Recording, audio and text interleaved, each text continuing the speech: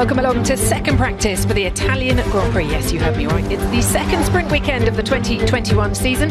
We had FP1 and qualifying yesterday, so today it's second practice now, and later on the sprint to decide the grid for tomorrow's Grand Prix. And what a venue for round 14 here in Monza. It's a 3.6 mile circuit, just 11 corners, 2 DRS zones down towards the first chicane and along the back towards Ascari.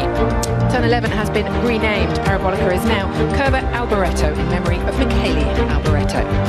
Now, we had a great race here last year. Here's your eventual winner, Pierre Gasly, getting squeezed by Alex Albon, and the racing point to his right, Albon ending up in the runoff. And back in 2012, Fernando Alonso was battling Sebastian Vettel. This was his attempt around the outside at Curva Grande, but he ended up on the grass. Rejoined behind him, and this was also back in 2020 at Ascari. Lance Stroll and Carlos Sainz approaching it side by side. Stroll won out that time. Carlos Sainz would get ahead of him though by the end of the race, and they both end up on the podium. Well, they'll do 53 laps for the Grand Prix, just 18 for the sprint later, and they get a free choice of these tyres from Pirelli. They've gone down the middle of the range with the C4, C3 and C2 as your soft, medium and hard tyres. Unlikely to need those wets or inters this weekend. On the glorious banking there, the sun is shining, Johnny Herbert, as it is all over this beautiful Royal Park. And what a setting for a racetrack, steeped in history, and you feel it, don't you? Every time you come here, you cannot avoid that incredible sense of motorsporting history around here. Yeah, and that's what's lovely about this Monza track, yeah, because of that history, because of that banking, which is just absolutely fabulous. To every year you come back, you always want to have a look again, because it's just something monumentous with those sort of gladiators of the day used to drive around there. But the track itself is just a brilliant challenge. I loved it when I first came here in Formula 3000 many years ago, and of course in Formula 1 exactly the same thing. A massive challenge for the drivers because you're always on the very, very edge. Well, Valtteri Bottas there having a quick word with Stefano Domenicali. Valtteri, of course, quickest in qualifying yesterday, which means he starts at the front for the sprint later. Can he hold on to that, though, and make it pole for the race? He's got an engine penalty, Johnny. Of course, he'll start from the back of the grid, though, no matter what he does in the sprint later today. Taken that fourth power unit for him. But a great performance, considering he's just signed his future to Alfa Romeo. Yeah, well, proved once again that speed is there. It's always been there. It's just the consistency of that during a whole season that we see from the likes of Lewis and Max at the end of the day. But it's great for him to sort of get that pole position at, as I said, a very difficult track where the car is sort of floating underneath you, and you've got to have that sort of special feel to sort of get the best out of the car, and that's exactly what Valtteri did, and that's great for Alfa Romeo where he's going for next season. They played the team game, didn't they, in qualifying yesterday, giving each other a tow to make sure they locked out that front row for the sprint, which could prove crucial. Points available for the sprint, of course, just for the first 3 finishers. But Lewis coming down the steps now from the engineering trucks at Mercedes, and from his room, relaxation room if you like, making his way into the garage, 3 points behind Max now, losing that championship lead after those last 2 races, Johnny. And for Lewis, he really needs Valtteri's help this weekend and for the rest of the races, because it is so incredibly tight. These next 2 tracks should be Mercedes tracks. They can't afford to make any mistakes. No, they've got to capitalise on it, and they've started off very, very strongly. They've shown their speed. There's Max Verstappen getting ready, and Max was worried about it before it even turned up here, about the speed of the Mercedes, and he was absolutely right. They did have that advantage. They carried it all the way through into that qualifying session, and I think it's something that he's relaxed, isn't he? He is very relaxed, which is great to see. But you're right, yes, the teams, same with Red Bull, have got to work together, for both of these championships. We saw that on the screen just there. Red Bull haven't had a car in the top 4 in qualifying in the hybrid area in dry running. Max doing that yesterday, but they still haven't had anyone on the podium in the hybrid era either. So maybe that will change this weekend. Let's go and join Ted, who's down in the pit lane. It's a beautiful, warm, sunny day, Ted. Do you know, it is, Rachel. It's warmer than we've had recently. The end of summer. It's pretty hot in Zandvoort last time round, so the end of summer is stretching around after August, which had its rain around these parts. We're sort of having a little bit of extra time as we go into the middle of September, but it's a very nice scene down here, I must say. Finally we get some cars on track with the old pit buildings. I've just been to get my COVID test for the day before our departure tomorrow, and the old paddock buildings in the old pits where they used to be in the 50s and 60s just sort of caught my imagination. The building's still there. They're light brown terracotta roofs, maybe not original, but still in place.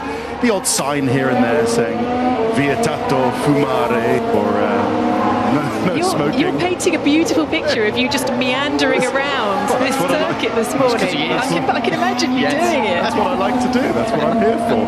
And you know, autumn is coming. With some of the leaves on the trees are starting to go as brown as the terracotta tiles on the roofs. And we're usually entering a sort of different era of the championship, aren't we? When you start to go in any usual year, we'd start to go to Singapore and then to Japan and then to Brazil and Mexico. Well, we're still going to Brazil and Mexico, we think. It's to Russia, Turkey, if everything still goes well. And so this race, this sprint race, does have a different feel about it. It's not the Monza we know, because this would normally be qualifying day, but I've got to tell you, there is excitement around here. There are lots of people, lots of guests gathering, and it might be later in the day, it might be a different format, but it's still the same old Monza in spirit, and I love that.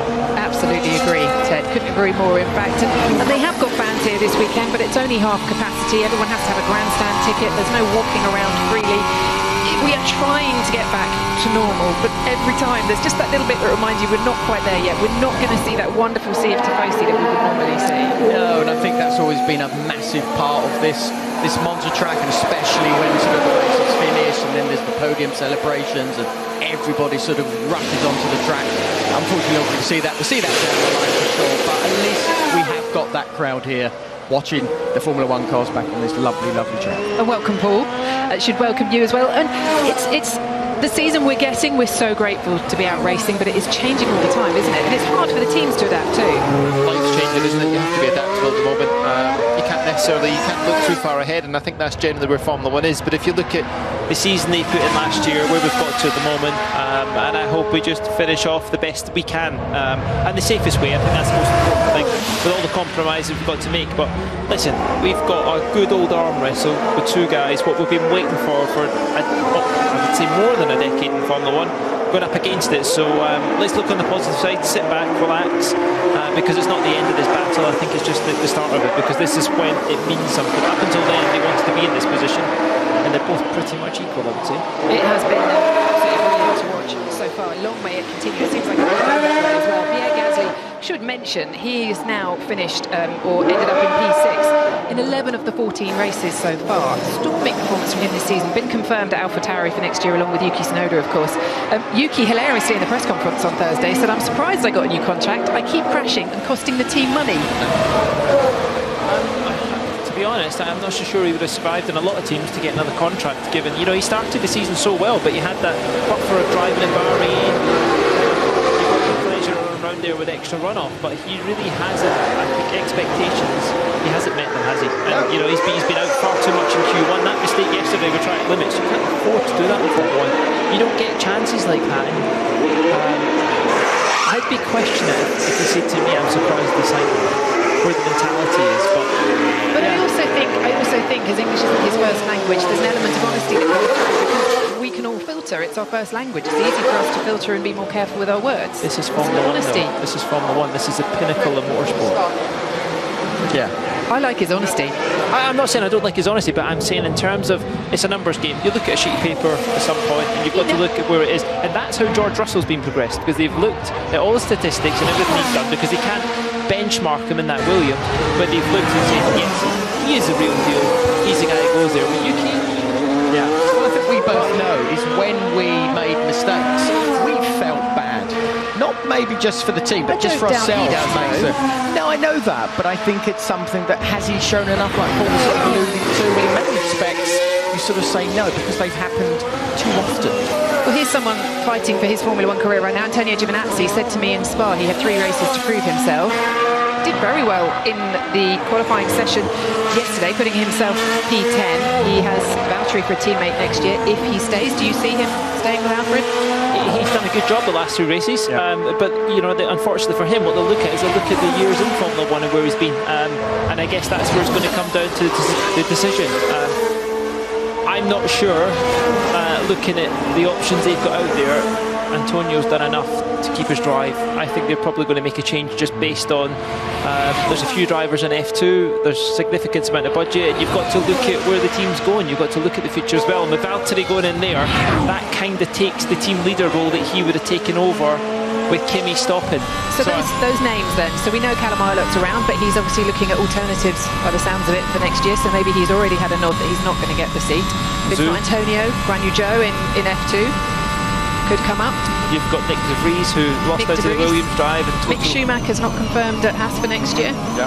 So that's where it is. And then again, when you talk about benchmark, we've seen what Seb was able to do with Kimi Räikkönen, and I guess what they were looking at is Antonio, the right person to go and dominate like Seb did to Kimi. And I would say Kimi's definitely showed his leadership where he is. But listen, we're not making the decision, we can only talk about it, and I'm only giving you an impression of what teams look at and where it stands to. But the Formula 1 market has completely, the doors have closed, and I feel sorry for some of the F2 guys that have done well, because I think almost to the point where it's career ending in a sense, because with the new generation of Formula 1 starting, teams are going to lock themselves in for a bit longer. People are going to get a couple of years in that momentum. What do you do if you finish in the top 3 in F2? Where do you go? Where do people still look? It's very much about getting that momentum to get the right thing, as Lewis had, as Rosberg had, as Hülkenberg had, as George had. Nick De Vries won the F2 championship after a number of years, went away and done something else, and I'm surprised to hear his name in the mix, to be honest. Because he's stable where he is and all the rest. And I think you've got to be looking at the guys that are winning F2 now. If they're going to get a chance, this is it. This is the time with the momentum, isn't it? Yeah, I think we know there's one thing you've got to do in your F2. When you're in F2, you've got to dominate it. Yes, you have. If you dominate it, you then stand out big time. On the first year. On the first year, exactly.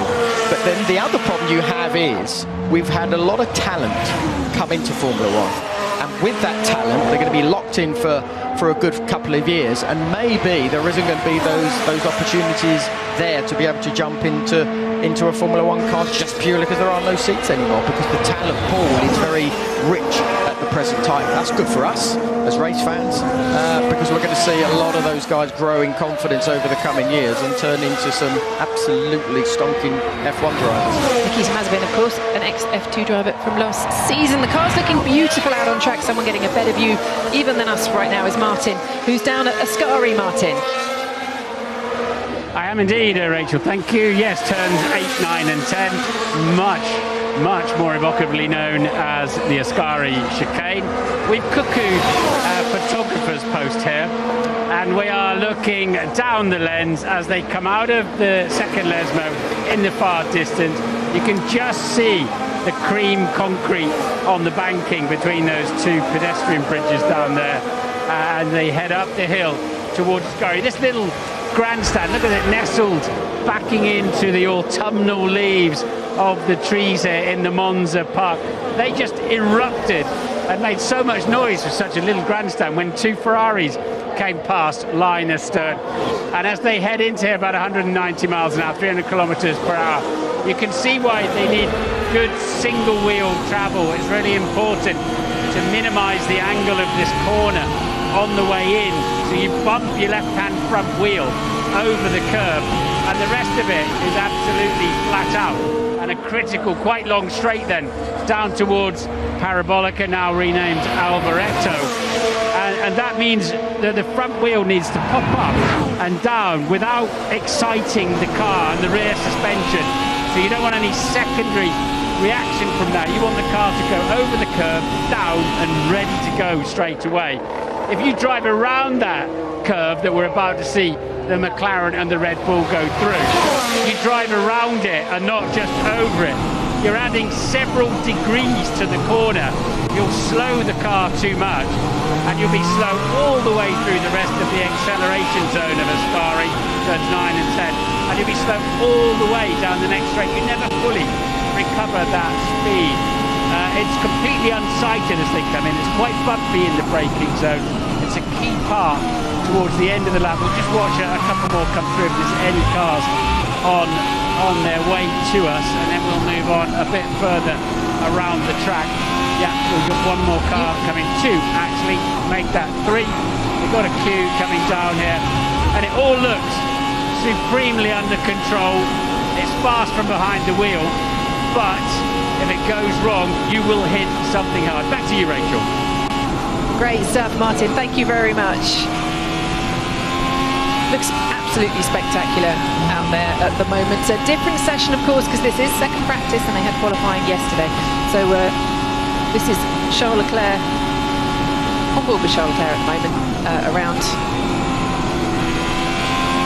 turn 11, coming back down the main straight, and we will keep an eye out for the front runners going out on track, but at the moment it's just Sergio Perez at the top with a 1:24.8.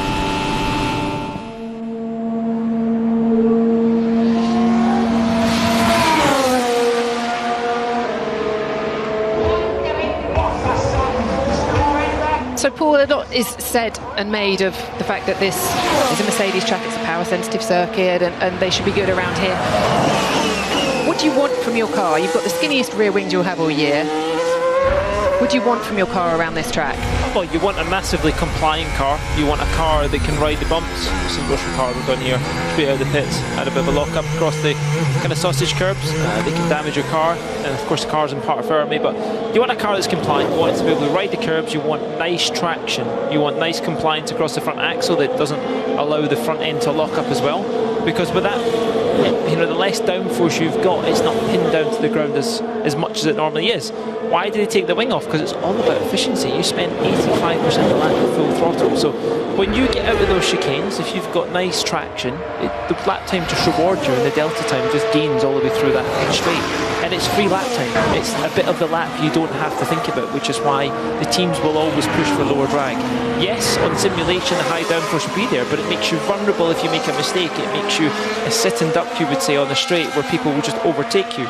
And that's always the balance in Formula 1. That's what it's all about. Whereas generally, you know, on the track like Budapest or Monaco or tracks with they just pile as much downforce on as they can, because any lap time you gain in the corner generally carries into the straight and you reward, but the straight's not long enough to make the difference by going lower on the drag. It's because the straights are so long, it pushes you to run that lower efficiency.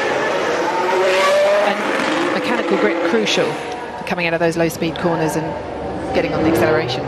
Well, absolutely, because you need that obviously to sort of give you that drive all the way down the straights, but it's how the car reacts as we go to head down towards turn 1 here. Under that braking, like Paul was saying, it's a little bit sort of bumping through there. You're over those curves.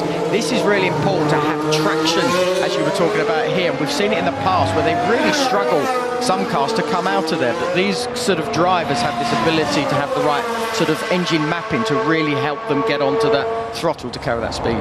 That's a great impression of what we're going to expect later on. I was surprised to see that Red Bull was able to pass the McLaren that easy, which is a good thing. It shows you how small that rear wing is in the back of the Red Bull. And Perez, he's been building that up for 2 or 3 laps, but of course he's using that knowledge because he knows he's going to have to be doing the overtaking, given that he took a bullet for the team yesterday and towed Max Verstappen around to get him P3. So good things to come, and it shows you it is, the DRS is working. Yeah, and I think that, you know, this is just the perfect circuit, I think, for this sprint race. Well, I hope it is the case, because everybody's going to be able to tow each other around, and then hopefully everything will sort of then build up, the DRS will come into effect, overtaking will sort of happen at turn 1, but then you've got to be very careful as well is where you overtake. Because if you go into the Alboreto, the Lava Curva Alboreto, for example, and pass someone, but then you're just going to pass you sort of back. So you've got to be very careful where you pass as well. And we also think the Mercedes car, I think, looks about half a second quicker than the Red Bull around here. Sure. Maybe even a bit more.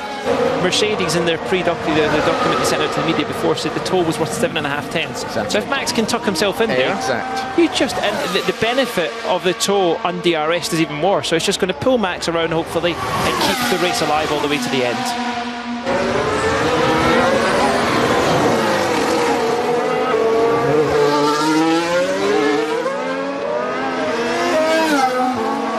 We've got Lewis Hamilton out on track on a set of softs. Johnny, just talk us through this.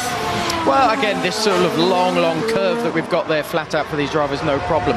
Then you've got to sort of really understand where you need to brake, just past that bridge there. Using those curves very heavily there, very clean.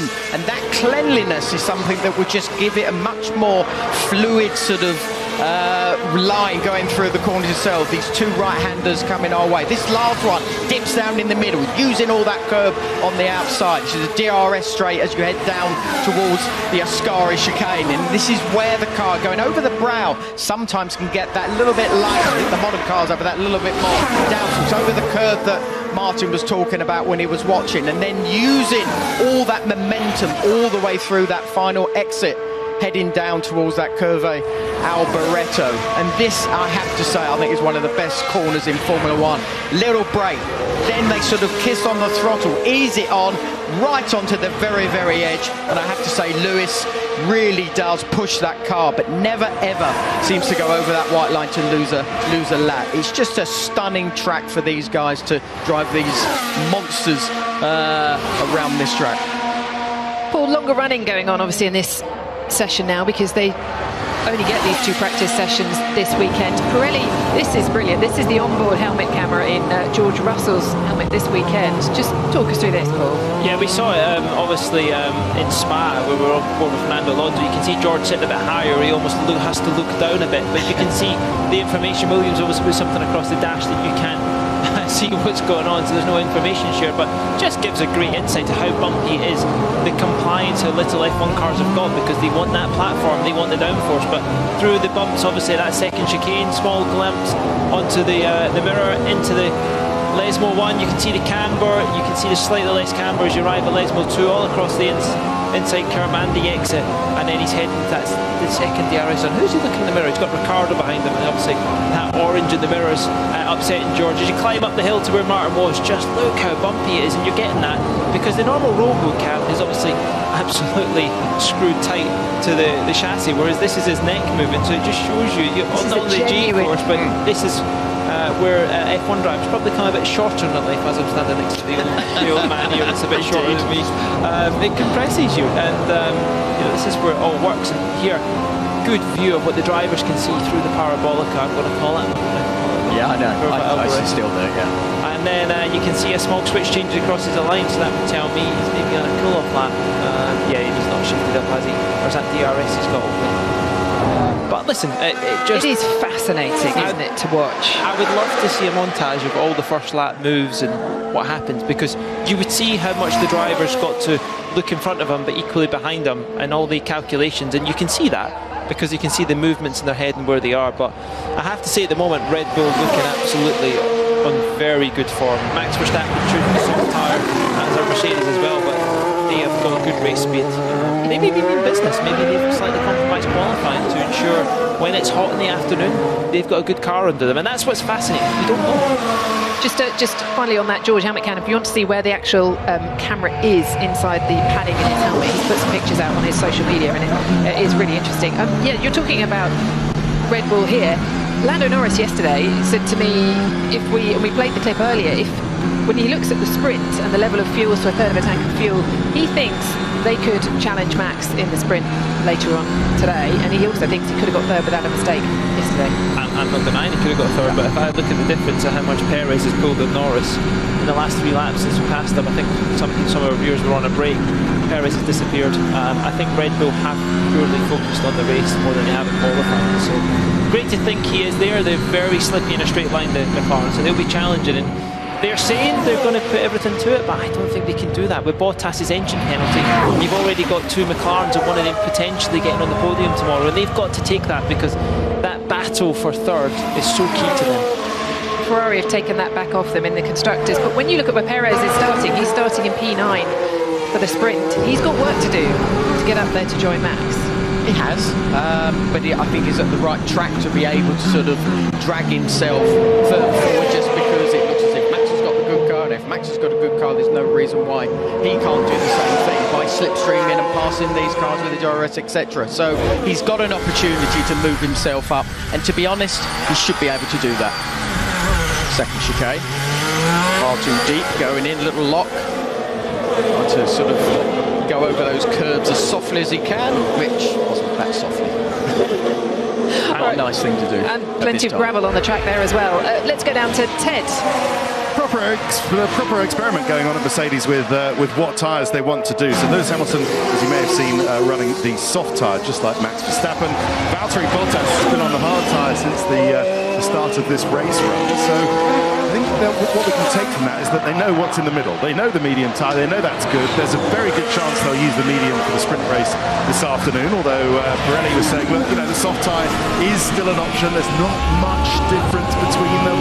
Only 0.3 of a second, and the soft tyre does seem to be okay for the 17, 18 laps we're going to get, Rachel? Yeah, they've said it's a stretch, but the soft could last for the 18. You just have to be pretty defensive at the end. And that's the problem, is that when it was at Silverstone, Fernando Alonso sort of took that gamble, didn't he, and Kimi Raikkonen on the soft tyre, thinking, well, look, we'll do all our passing early on the soft tyre, and then towards the end of it, everyone's going to kind of lock in their positions and kind of settle for what they've got as they go for the Grand Prix grid. I don't think that's going to happen today. It's going to be action all the way towards the end of the sprint race later. And also throw in the safety car or VSC, and you really can make those softs last, can't you? Yep. Just to remind everybody, everything's the same. You do have VSCs and safety cars in the sprint race. It's exactly the same. And you can pick up penalties for the Grand Prix in the sprint race. Something else to be watchful for. Thanks, Ted. So do you see anyone trying to do all 18 on the soft later, starting on the soft? Yeah, because they did it at Silverstone. A friendly heads up at turn 11, Max. What does that mean? I think it means you were fine. You were just close. Track limits warning for Max Verstappen. No, I do see people trying it because the start advantage is 4 metres. That already gained you. If you've lost out to pole position, you get a 4 metre head start at the beginning of the race. That could be the difference between Max Verstappen jumping Lewis Hamilton for track position. You take that, you've got the slipstream, and that's why they're out in that tyre at the moment, Rach, because they're seeing how it's going to perform and where they can do it. And the conditions aren't going to change that much. I mean, we've got a 37-degree track temp versus an air temp, obviously 25 degrees, but just having a look at it as well. I mean, it doesn't look like it's graining bad. It looks like it's inside pickup, doesn't it? And the track doesn't change actually much either, does it? And who makes their tyres last very, very long? Sorry? Who makes their tyres last really well? Who's got work to do this afternoon? Well, again, the nice thing about this is you're going to have the drivers that have that ability to sort of feel and think what the tyre is doing, and they are then able to sort of get the best out of it. I think someone like Lando is very good at that, and I think he is going to be really interesting to see how he is. It's a bit... You're insinuating Sergio Perez. Well, he does look after his tyres. He does look after his tyres, but the problem he's got is in dirty air the whole time. He's challenging. He needs to be throwing everything at it, and probably pressuring people on soft tyres to hurt their tyres more and capitalising on that on a harder set. It's that scrubbing of the tyre, especially going through those two Lesmos, for example, and the if you're at the front of nice clean air, you can manage the tyres far easier. Yeah, it's a better track to manage because obviously there's not that many corners around it, but it still does enough damage for you not to be in the right place to be able to make that pass, and that is where, yes, Sergio's very good at it, but I think there's a lot of drivers now, as I said, and I said Lando because I think Lando's one of those who's been able to look after his tyres and has proved that. So Mercedes burnt through 2 sets of medium tyres in FP1 yesterday. They were just quite surprised. Yeah, they have saved soft, but what I couldn't really understand why they would be so confident in that. I thought they would try to watch Red Bull what they were doing, and Red Bull vice versa watch what Mercedes were doing, but they clearly have got different tactics, and that's where you set your car up different. You can't react this weekend because you've only got that one session. You're straight into the qualifying to try and predict they're good for the sprint, and of course the car's in part firmly from qualifying, so you can't change your setup, you can't change your approach after that. So it's kind of like you arrive here and see where you're going to turn out Sunday afternoon, which is great. It's more down to the driver and them getting the best of it. As Valtteri crosses the line, he's on the hard tyre though at the moment as we're going through. And Johnny, this battle between Red Bull and Mercedes, well, Red Bull may take a hit at these next 2 tracks. Where do you see, they're fairly confident going forward after this. So this track here in Monza and then Sochi, Christian Horner's already said they are, more favoured towards Mercedes. Come Turkey, what's after Turkey? Calendar keeps changing. Texas, Yes. Texas, Mexico, Brazil. You're looking more towards Red Bull? Well, yeah, you are, but I have to say since Silverstone we have definitely seen that competitiveness come from Mercedes. That's a nice pattern going on to that wheel, wasn't that it? was, wasn't it? The Red Bull will be looking at that to see the oscillations. I mean, I never saw that off the curb and seen that level of vibration, but it just shows you if you put it into slow-mo what goes through it, what the driver's feeling. Yeah, Absolutely. You can normally feel it on the lower part of your body. Yes.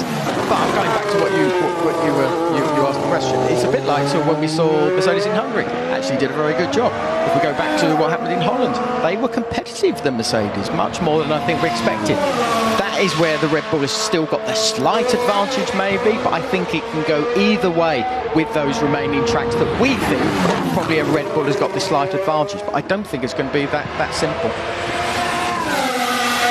Looking at the times at the moment, Red Bull have got a decent advantage, certainly Verstappen, Hamilton comparable on a soft tyre, and Red Bull still nearly a second quicker. Although Max has got a bit of degradation, it's the outright speed they've got is quite incredible. And it's like for like tyres as well, 8 laps this stint. That's very big. That's a surprise. But then we don't know what they're running. No, I think they're running, or I could only assume they're running full. Why would you kid yourself and not run full times? Well, I think you you'll need just to, be very aware. I think you'll be aware of what's going on. That gap for me is far too big. Have we seen that in the last 3 races? No, being like that, no. Here, you'd think it'd even be less just because there's less corners. I guess you could just be fully focused on the sprint and it would be the same kind of fuel level, so you go with that, or you maybe go halfway to That's what I was going to ask. How much would you do in preparation for the sprint? Well, the problem is this session, you've not only got to think about the sprint, you've got to think about tomorrow as well. As well. So if it was me, I think you would be more focused on tomorrow, and that kind of gives you an indication, and they can back calculate with the fuel where they are because they've got the reference between qualifying and full tanks versus that. So Split the plans between the drivers? possibly. We just saw a shot of the Aston Martin there. Neither Aston Martin reaching Q3 for the second consecutive race. That's despite the fact Lance has got a really good record around here in qualifying, but just not on the pace the last 2 races. Carlos Sainz in Scary chicane. Stopped. Oh, he's lost the front. He's had a hit there. Red flag for the session. We did this in Zandvoort, didn't he, as well? He did. In the morning before qualifying. He was right in the middle of it. He's obviously lost it on the left, ran wide. He's went into the wall pretty hard, I think. Into the wall quite hard. I think he seems to be getting a little bit frustrated, Carlos, doesn't he? Yeah, he had a massive crash. Good to hear him and see him moving around. It's a place where you take the curb and the replay's just going to come up, I think. But if he's saying it's massive, it's obviously been pretty big. The rear of the car looks okay. Yeah. He's moving around. He's obviously conscious and everything. I'm sure he's set off the sensor. Are you okay? That hurt a bit, but I'm okay. Copy. He's also went to the inside wall, hasn't he? That's what After done, to be where he's ended up. Yeah. Lost it in the middle of the chicane. We're about to see a replay hopefully in a second. As you come up there, you kind of clip the inside curb, and I wonder if he's lost it before he got to the curb, and the curb's kind of rotated it more. But they're just coming in now, so. And this is interrupting everyone's long runs. Yeah, great though, isn't it? Yes, brilliant. They don't have the data. Less information. Fantastic. Yes. It's what we like. You see, he's more focused on what damage is done. I mean, if that's done in Monaco, that's obviously pit lane start, but this is what you don't need to be doing. Just the curve, isn't it? Curve on the power. Oh, you heard him go on the loud pedal when he was in there, so that shows you how hard that is. I mean, that when you stand on the throttle mid-crash, that shows that your body's kind of not in control. You've lost control of it. But it's a wall. But you know, this is where when you're in Parc Fermé, you can't afford to do things like that. I think he's actually got away pretty lightly. It's hit head on. Yeah. The floor looks okay. It's just obviously both suspension, but it's whether the monocoques. Yeah, hopefully the nose is absorbed. Certainly the wheel, isn't it? The back of the nose is there, so the crash structure's done its job. I think the wheel shouldn't have done too much damage. But 2 weeks in a row to do it on Saturday mornings, you know, it's going to dent your confidence. Massively. I mean, he said the Dutch Grand Prix was a bit of a pain. Unfortunate quote after that shunt this morning as well, but couldn't explain the lack of pace he had there. They've now got an awful lot of work to do now to rebuild this and get it ready for the sprint later, not even qualifying, but actually for the sprint. It's not the perfect scenario, no, not at all, but the guys will work hard to get the car out there. Hopefully that will be the case. We want him in the race. Well, we look at these pictures and they recover the car. Ted, you're down in the pit lane.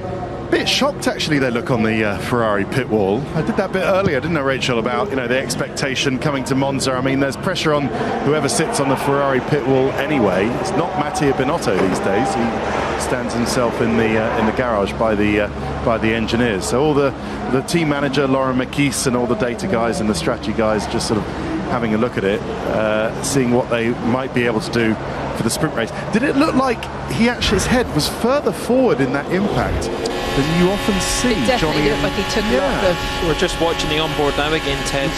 It went quite far forward, his head, didn't it? But it shot it. It's just a long way. Yeah, you're right. But it was quite that head-on impact. The inertia is just going to carry everything forward. So you don't see the back of the helmet very often. Not as much as that. No. It showed you the hands device, why it's there, and what to do, and you can see the hands device under the seatbelt there.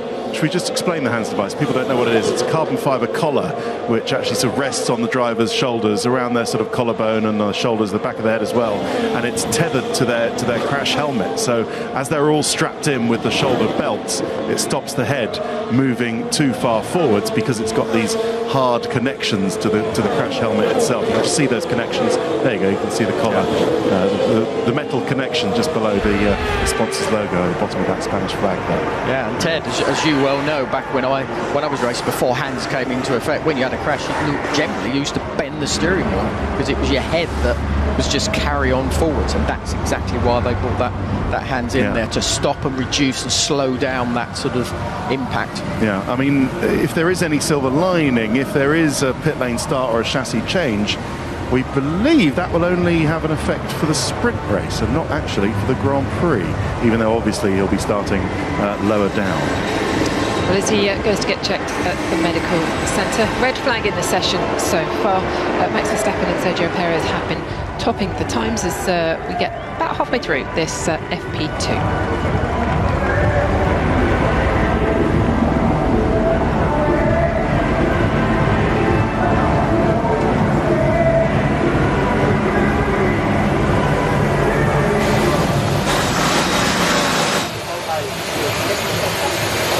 Does that interrupt the run plans, Paul? I mean, on a sprint weekend like this is the session where you get all that extra data. For the teams, it's a nightmare. For us, it's great because we think they don't have the information.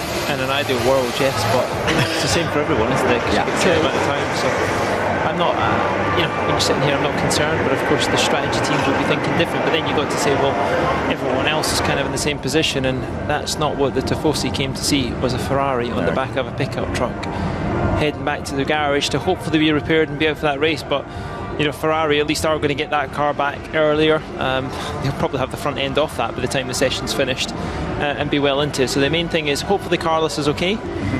Hopefully they get that car back out for the sprint later on. More than ever, you want to see a Ferrari taking part in the Italian Grand Prix weekend. But yeah, it's unfortunate for Carlos. Sometimes you just get bad runs like this, and hard to get yourself out, and you don't know where it is. But everybody was giving him so much credit for how he came into Ferrari and went up against Charles. But both these guys, I think, are absolutely on the edge, because I think they are having to drag every bit of performance out of the car, because there's so much pressure for you to do so well in a Ferrari, and they are not given the machine that they're needed at the moment. There is a lot of pressure being at Ferrari, but actually there's less pressure because the expectations are that much lower as well. So in some ways that actually helps the drivers when you have a situation like this. I'm surprised to see Carlos do that when you're into a race run, because that's what in a race run, that's the calculated risk that you take out your driving, isn't it, to try and avoid something like that. That's your single lap, trying to find your single lap pace, just from Ferrari, by the way. We heard yesterday in qualifying, Charles was complaining about the engine braking and issues with that for him, and they've said that this morning they've gone back to a previously used power unit for Charles after yesterday's issues. Doesn't carry the penalty because it's previously used, but it was electronic management of the engine braking, and he really wasn't happy. I was there when he came out afterwards to near the driver pen, and really, really unhappy with how the car was feeling out there yesterday. So it's not the weekend Ferrari have wanted, as you say, in front of the Tifosi. And a lot of work for the guys and girls to do to get that car ready for the sprint later on. Well, look, Paul, what are you making of how much damage you can see? As you say, the back of the nose there is looks intact, but that's... I think he's okay. I think the nose box is taken, the nose box is there, so it's not ripped the fixings out there. It's just whether that wishbone just... It's hard to explain where it is, but you can see the wishbones where they go into the chassis, and if it's pulled the fixings out there, that's where it could be. That's where it could be a problem. And if any of that's damaged, they will not take the chance. Where the camera's zooming in, so you can see the wishbone still bolted into the car, which is a good sign actually, because it means that that's a solid part where it is. But great shot of underneath the Ferrari as well, so you can see where they're touching the ground. It's only the front edge of the chin, which is the most forward bit of the wooden plank, the rear of it looking okay, and that just shows you the rake in the car as well and how it's working.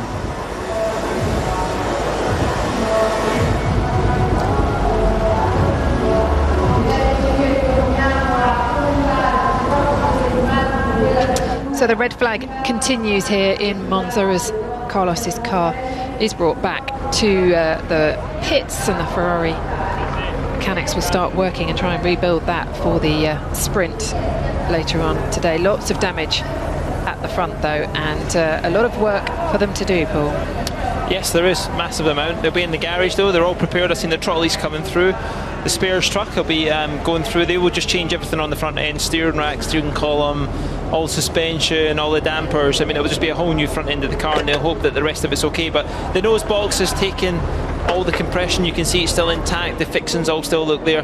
The only risk you've got is where the wishbones are bolted into the car, and it looks like the wishbones have broke kind of halfway down the bit that you would see, which is a good sign, because that means the fixings should be okay. And the most important thing is to see that Ferrari back out and back into the race. But you can see carbon fibre does not like to be stressed. It looks worse because it obviously doesn't bend, it just snaps, and you can see how all the fibres work. But you can obviously see they're out on track, they're checking the wall because it was a sizable hit, and it's obviously moved the wall slightly, so the FIA will need to be satisfied that everything's back and in the right place before they send cars back out, because if somebody else had the same issue, that could be quite risky. But you can see Ferrari very keen to get that car covered at the top of the pit lane, but it'll be on a skateboard and swiftly down in that garage. I'm very pleased to say Jost Capito can join us now from the Williams pit wall. Good to speak to you, Jost. Just first of all, you don't need a red flag in this session on the sprint weekend, I imagine. How much is this disrupting your plans? I don't think very much. It depends, how it works out. I think we do our normal program. We do the degradation of the various tires, preparing for the sprint race and preparing for the race tomorrow. So I think it's the same for everybody, and then it's fine. Yes, Johnny, you're looking okay. George, done a good sort of lap so far. How's he feeling, and how are you feeling with this sprint race coming your way? And Latifi, of course, both cars doing well. Yeah, they are good. They are fine today, but these times do not say a lot, as everybody is maybe slightly on a different program. It's not about lap times, but I think we did the step from yesterday to today, and we will see what we can achieve in the afternoon. But we don't expect any miracles based on where we were positioned yesterday. Jost, how much do you concentrate on? Is most of the emphasis this morning on the long runs for the Grand Prix tomorrow, or can you sacrifice one car to try and see what sort of run you can get from the sprint this afternoon? No, it's both. I think the sprint this afternoon is quite important, as you can move a couple of positions forward. So that's quite important to have a good starting position for the race tomorrow. So we have a good balanced plan of doing both. Great. Listen, thanks very much for joining us, Jost. We'll let you go. The session's about to resume. And Paul, I wanted you to just talk me through this, because this is Pierre Gasly and Yuki Tsunoda going through turn 4 here. We know Gasly's got 2/10 on Yuki, and he's finding that. Yeah, so basically the graph sort of has disappeared when we're going to talk about it, but anything that's up is just faster. And you can see Gasly's braking at the same spot, but he's able to roll off the brake, carry some minimum speed. But the most important thing is he's still able to get a better exit. Very often you see guys that brake later generally compromise their exit and lose a lot of lap time, but Gasly race, he's just able to look like he's just more confident and get lap time, and that's where you're seeing the difference between those two guys at the moment, all the way through the corner. And he's obviously got the nice rotation in there because you've seen the 2 steps, so it was clearly the chicane, and it's just a nice thing to look at. It's a disappointing thing to look at if you're the other side of it. Yes. Johnny, you know what it's like. Exactly, But you can learn from it. Well, you can learn from it, but of course, when you see that sort of difference in speed, there's a rotation of the car. That's the first thing, is being able to get the car to point in the right direction. Then there's also the sort of tyre scrub that you get at the same time. And as soon as you get the tyre scrub, you're not then going to get that sort of acceleration that you need, and that's where you've got to be a lot softer and smoother. Always talk about smoothness. I think that just shows exactly Pierre has that smoothness and ability to carry that speed all the way through the corner. And Yuki not having the confidence yet that he would have done it. It does feel as though it's one step forward and then a step back for him as well. We're seeing shots. Here we go. Here's Carlos coming back from the medical centre, so hopefully all well with him as he heads back to the Ferrari garage. And big confidence, Den. Yeah, he's having a rough run. He is having a rush. You know, he's kind of having 3 accidents. I think Budapest as well. He had a bit of a shocker as well. You know, and he's had it. You know, that was in qualifying, and then you get here and you're like, well, you know, when you're a Ferrari driver, the world is on top of you. You've got that responsibility, like Johnny and myself were talking about a while ago. But listen, he's going to come out of it. He will definitely come out of it. And, you know, it shows you the level of commitment him and Charles have got. I think that's the thing about it. But when it goes wrong for them, it's going wrong for them. And Charles had some big shots, hasn't he? Yes. Since Ferrari have taken that downward turn with the whole power issue as well. You look at Charles' crash last year here. It red flagged the race. I mean, it showed you he was trying to get every bit of lap time out of that car. It seems to be it's one or the other with Ferrari at the moment, because they're pretty level in the Drivers' Championship, only 2.5 points or something between them. But if one's having a good time, the other one isn't, and vice versa. And they just need both of them confident and going well in the car at the same time if they're going to win this battle over McLaren. Now that Daniel seems to have got his mojo back. It's a busy garage as well, with an engine change last night on Charles's car. Then you've got this. But listen, they've got the manpower, you know, in that garage, and every individual that's involved in that team. So they've had nice runs, bad runs, something in the middle. Maybe Carlos will go out there and surprise us in the race and do something very different. This is the guy that was fighting for the Monza Grand Prix win last year, remember? Yes. Pushing Gasly all the way to the very end. Hello, Michael. Just to let you know, Carlos has been cleared, or preliminarily cleared, but they will do a further check in 1 hour's time. Understood. Thank you very much. Thank you. Just checking, he's all right. It did look like a big force on the head, didn't it, when he went forward? But you think that's... He'll be fine. The reason they'll want to do those checks is purely the FIA sensor on the car. They know how many G it's done. They've got the data. He'll go back to the medical centre, but if they're happy with it. Busy on track now, with just over 17 minutes left of this second practice session, and Ted's down there keeping an eye on everything for us, Ted. And busy mechanics, no doubt, at Ferrari. Joe Bauer, the FIA's technical policeman, just gone along to see Sainz's garage, get an early view from the mechanics on what they want to change. They are in Parc Fermé now, which means that they're not really allowed to change very much, but obviously when you have something like this, they are allowed to change like for like if there is evident damage, and that is pretty evident. But they've only got 3 hours to do it, haven't they, Rachel? So the pit lane opens at 4 p.m, I believe it is local time, and this session ends in 15 minutes, which will be 1 p.m. local time. So even my bad math says that's 3 hours for the Ferrari guys to get that car turned round, which will be tight. Just a quick word on Fernando Alonso and Esteban Ocon. Ocon, the slowest of everybody, running high fuel. Alpine says there's no worries about that, but they need a good afternoon as well, because the big boss is in town. Did you see him? Luca De Meo, the Renault boss, the group boss, is at the circuit. And everybody tenses up slightly in the Alpine team when the big boss turns up. He's the one who signs the checks, of course. And it's, isn't it 1 year? I think it's the 1 year anniversary since they announced last year as Renault that they'd be going racing this year as Alpine.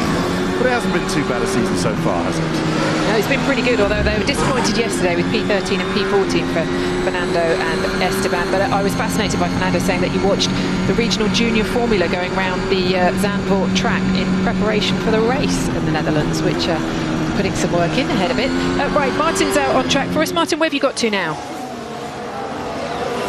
I'm at a place I've never been before, despite having raced there 40 years ago in the beginning, and that's on the outside of the Parabolica corner.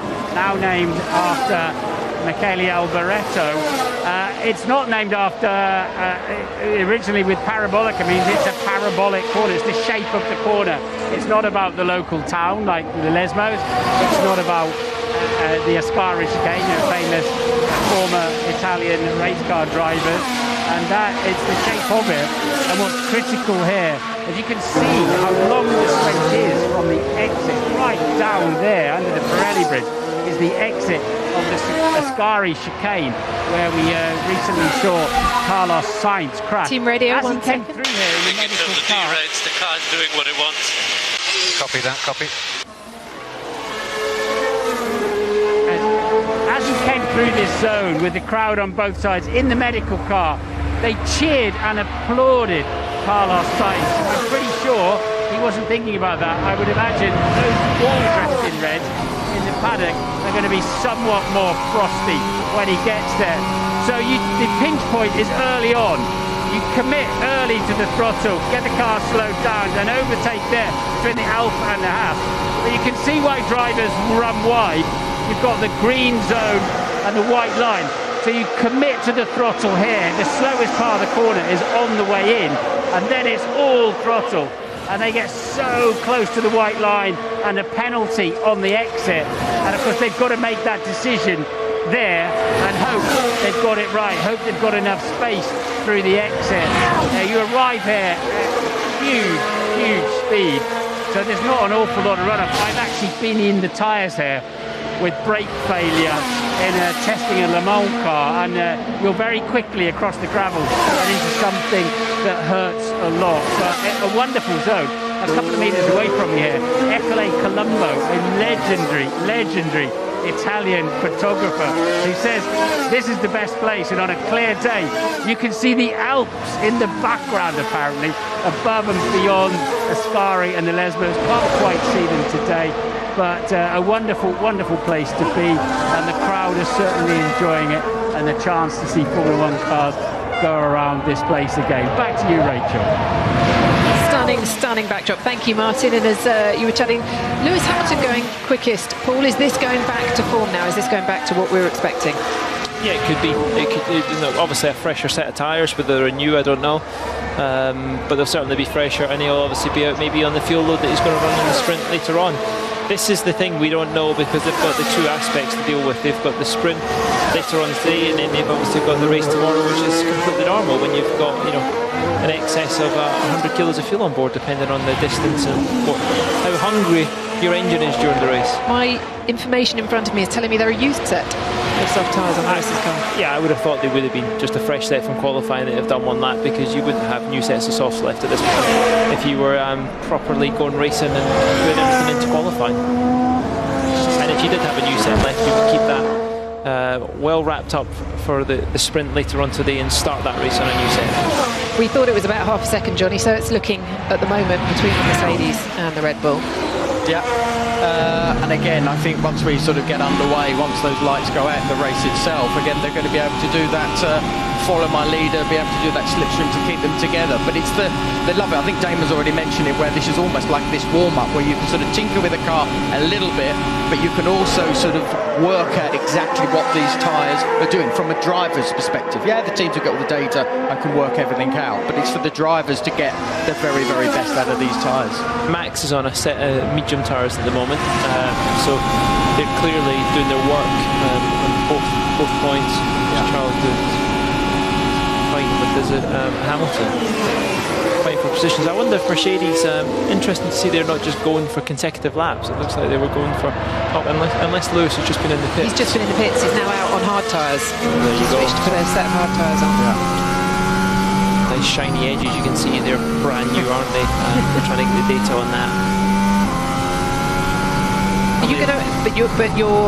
You're looking to get the data on this for the Grand Prix. Do you expect to see them in the race, Grand Prix tomorrow, the hard tyre? I would think so, on a one-stop. Of course, you're not locked into what you qualified on, because the sprint completely free choice. It's a free choice, so you could go soft hard tomorrow. You could go medium hard. You could equally not use it hard. This is why they're trying it now, to make sure it's in the operating window and they're comfortable. Ted, you wanted to come in. Yes, not on Tyre Chat, but on Sergio Perez. And I have a question for Paul and Johnny, the driver experts up there. Do these cars have handbrakes? No. It's a rhetorical question because I knew the answer to that. So what is the instruction? Even I knew that though, Ted. You know, a big old handbrake with the old ratchet. Click, click, click. Well, with a button on the end. You've got a button now in your car, haven't you? It's not really a manual handbrake. No, this is true. Not the cars I drive. No. So what is the instruction to Sergio Perez from his engineer on the pit wall saying, Sergio, remember handbrake, turn 1? That's when you get into all your engine torque settings and all your charge levels, and it's how the BBW works and how it tunes the system to allow where it is. But the handbrake is used to stop front locking. So that's a term in racing that you would say where you want more retardation, you want the engine when you come off the throttle and off the brake, or the very low pressures of braking, it almost feels like it just pulls the car back. So it takes all the kind of energy out the front master cylinder to almost rotate the car, and it's just a nice way of getting the car to turn sharper. It feels like a handbrake turn then. It does feel like a handbrake turn because it's kind of doing what you wouldn't want it to do. But equally you can throw it the other way. If you're struggling with a handbrake effect, you can then have the system on a toggle or a latch switch where you know one corner on the track and you will throw the brake distribution forward to stop that handbrake effect and neutralise the car.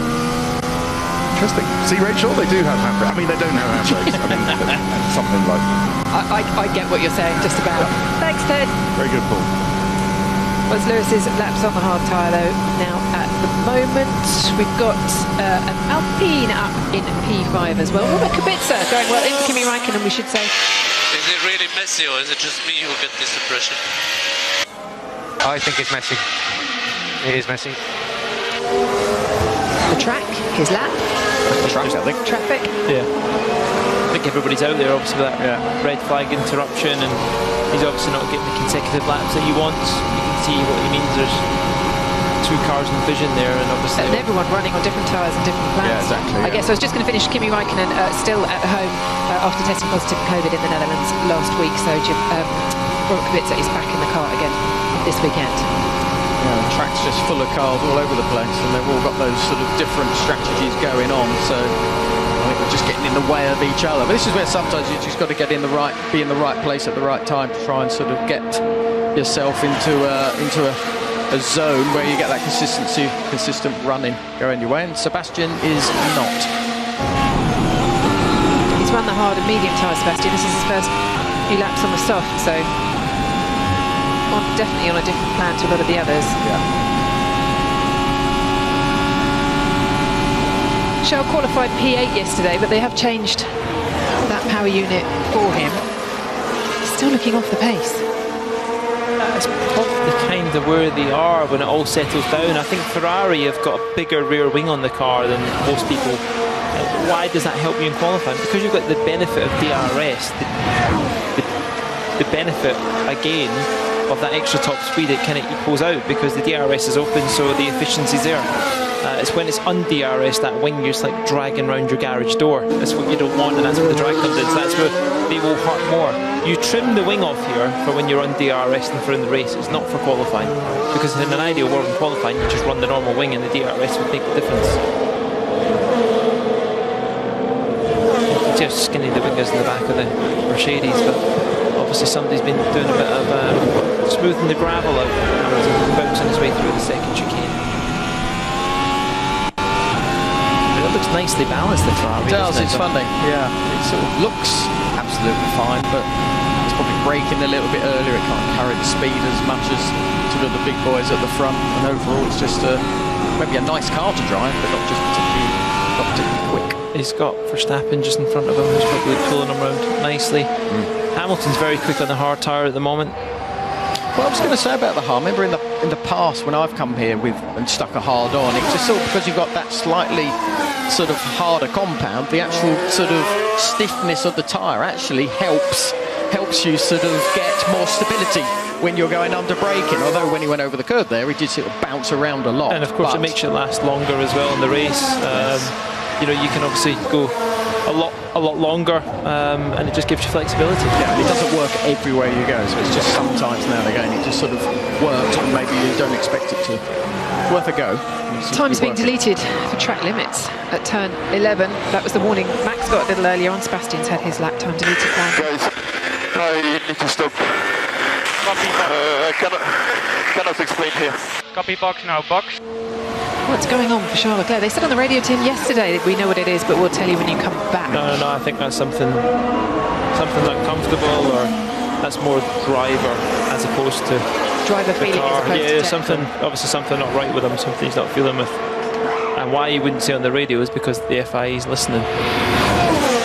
But I'm sure they'll be down there giving that message. They'll be down there wondering what's going on. You know, you try and speak in code, but not good when it's the only Ferrari on track for the rest of this session, which has just over 5 minutes remaining as Charles returns to the pits. And of course, as soon as they plug the umbilical cord, which is kind of the management, we lose all contact and we can't get the team radio to let them speak in private, so he won't speak until he goes in the garage. I wonder if Ted's got an ear trumpet that we could... Have you got a decent ear trumpet or a glass to the wall, Ted? I haven't, no, because, well, that would be illegal, and I've got a telescope, but that doesn't help me. What I can see is that Laurent Mekies is piqued, his interest is piqued by that. He's the sort of number 2 to Matteo Binotto, the team boss at Ferrari, and has come immediately off the Ferrari pit wall to go into the garage to talk to Charles directly off the intercom. I can only think it's something that, you know, either it's a physical thing, he's got something sensitive caught in a sensitive place, or he's not feeling well himself, or something that would compromise his ability to take part, you know, in the sprint or the rest of the day, or maybe a seatbelt has come loose, which would lead to something, or you know, there'd be something that would incur some trouble for the team. They wouldn't want to say on the radio. I can't really think of anything else. Thanks for the moment, Ted. Watching Lando Norris go through. It was behind Antonio Giovinazzi. Yeah, the stones being thrown around, never the nicest things to sort of go through. Obviously they can flick up in front of you, but yeah, Lando at the moment sort of okay, 10th, particularly fantastic. It's quite tight in that mid-pack, I think, from, was it, Giovinazzi there, 24.5, Norris 24.6 in 10th, 24.7 Leclerc in 11th, so it's quite tight in that mid-pack. Just looking at the runs on the soft tyre and getting to about 16 laps, I think, Charles, the most on a set of soft tyres. It's whether or not they'll last the full 18 later on. As we were saying earlier, Pirelli's saying it's a stretch, but you could do it. You've just got a lot of work to do towards the end of the race. Generally, I mean, you would generally say when the soft tyre does its work is the first 12 laps, and then theirs for survival and track position, and you would generally think you'd be okay then, but it depends if it completely falls to bits. I'm not seeing anything that's telling me you couldn't run it, because it's not graining and it's not falling to pieces. It's just whether it's got enough wear life and enough performance life to do it. So you're starting P12, why would you not take the chance? You know, get the start benefit and go forward and get yourself into the top 10 for tomorrow. And that's what Fernando did at Silverstone.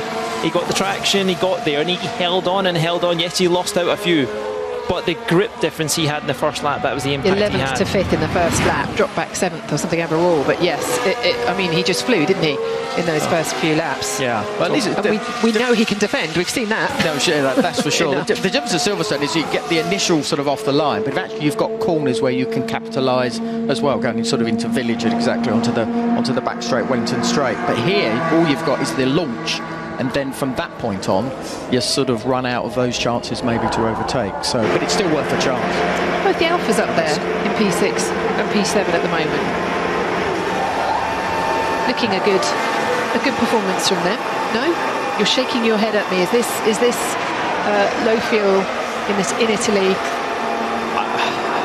This is the thing about this session, isn't it? We don't know anything about it, but we can talk about what's happening. You can kind of gather what the top couple of teams are doing, but that I don't think they're going to be setting the world. That's not representative, is your suggestion? It's a good chance, isn't it? good chance. I was happy for them for a moment. Pierre Gasly out of track at the moment. We were discussing him earlier on, in fact, and where does he go? He's obviously at AlphaTauri next season, but he is a driver. A lot of those teams will be looking at his performances since he's gone back to AlphaTauri and thinking, won't they be thinking, isn't he a potential for us? There are teams that surely would have their eyebrows raised. This is Lewis. It could be why Red Bull are so keen to get Albon and Williams, because they could fear if they don't give Gasly a shot at the bigger team, he's going to go somewhere else. And yes, he should be. He deserves a chance to go somewhere else. Or he deserves a chance, to me, to go back in the Red Bull. To be perfectly honest, I think he's done enough to prove that you give him the right tools, he can do it. And then they need that backup solution where they can bring Albon back into AlphaTauri. But Pierre he's in that mix, hasn't he? He's raced. He's raced Verstappen, he's raced Ocon, Leclerc. They're all of that same generation, Russell. And he's a hot topic, absolutely. And these drivers, it's really fun. Hightower Frentzen, I think, is the one I always remember when I was with him at Sauber. Got that chance at Williams. It all didn't quite go right for him. There was a lot of sort of issues he had in the team which affected his driving on track. And then he left, went to Jordan, and then once again turned into an absolute star. Once again, nearly winning the World Championship for Jordan. But then he never really got that chance to go back to a big team. So it does happen where you do have these talented drivers, whatever it is, don't quite get that chance. Max has got within 4/10 of Lewis there. That's on the medium tyres, Johnny. Put in a decent lap. Yeah, and I'm not surprised, because this is a track that when you have a balance will give you much more. You don't need to sort of hustle it. As soon as you hustle the car around this circuit, it will just not give you that speed whatsoever. So everything seems to be sort of quite good from the soft. Seems to be lasting. I think we can get to the end. The medium and the hard don't look too bad either. They're not terrible in any shape or form. Didn't see if he was getting a nice tour or anything, Paul, but that's a much better performance from the Red Bull. That's on the medium. With who? Max now just 4/10 behind Lewis. Yeah, and he was able just to slowly but surely get away there. I think he's obviously just doing consecutive laps, so that's where it's very accurate. I couldn't honestly tell you what tyre people are going to start this sprint on. I think you're going to see different people having different opinions, and that'll lead into tomorrow, which I think is how the tyre choice should be. That's why they try and develop it to be close. Yeah. It doesn't always work out that way in other tracks, but I think genuinely here it looks like it's a close call. Alfa Romeo's with their special. Go on. Mastodon taking obviously the flag before we go into the sprint later on, and I think that's the most important bit out of the way. It's now into